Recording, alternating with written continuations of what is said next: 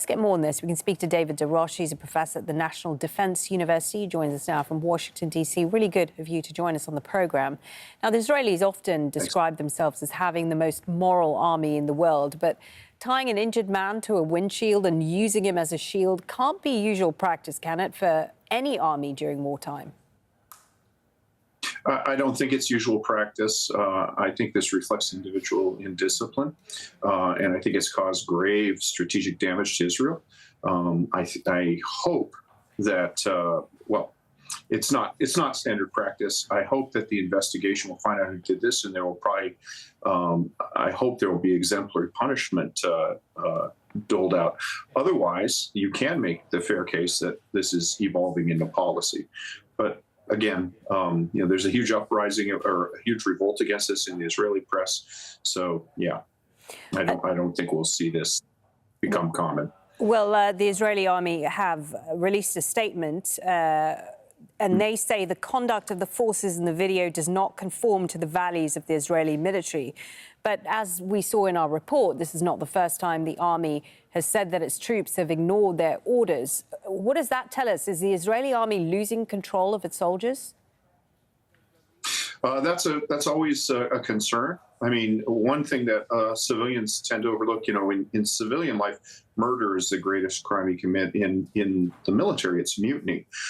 So, when you have something like this, not only is it contrary to international humanitarian law, but it's also contrary to good order and discipline. You want to have an army, not an armed rabble. I think that the reaction of the Israeli military to this is going to be very telling. And again, if the soldiers who did this are not disciplined appropriately, you can make the argument that this will be viewed as license for other people to do this. But at the end of the day, it's hard to see that there's any tactical advantage to this. And Israel has suffered grave strategic damage from it. So I think this is more a consequence of having a bunch of 18-year-olds in a position of power than deliberate Israeli policy. You say that, but this practice of using Palestinians as human shields goes way back. There's a report in B'Tselem, the Jerusalem-based human rights organization. It's got lists of incidents all the way back to 2018.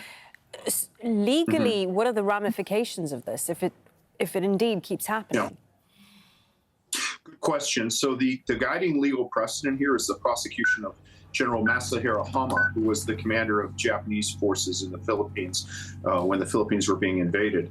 And there were numerous incidents of human rights violations and massacres committed by forces who were under his command, but were isolated and who were not ordered to do that. The precedent established there was that if the commander had created an environment where this sort of thing was acceptable, where soldiers felt they could do it without repercussions from their own chain of command, then the commander was in fact liable for that.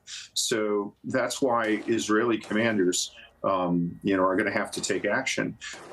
It's not uncommon, people overlook with armies, you've got the most dangerous segment of any society, generally men aged 18 to 25, and they have great power, and they're armed.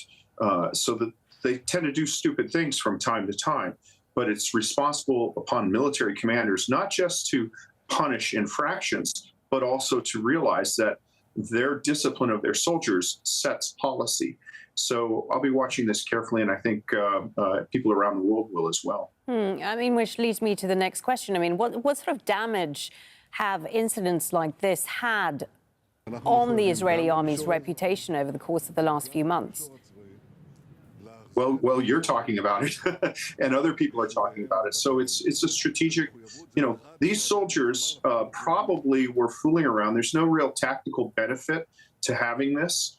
I think they were, I don't know what they were doing, but they were basically fooling around. And what they've done is cause grave damage to the national security interests of Israel. And they've eroded support internationally and domestically for the Israeli army. So, this is something that is not in anybody's interest. And quite frankly, no army can allow to continue if it's going to maintain its reputation as an army. David DeRoche, professor at the National Defense University, speaking to us there from Washington. Thank you. Thank you.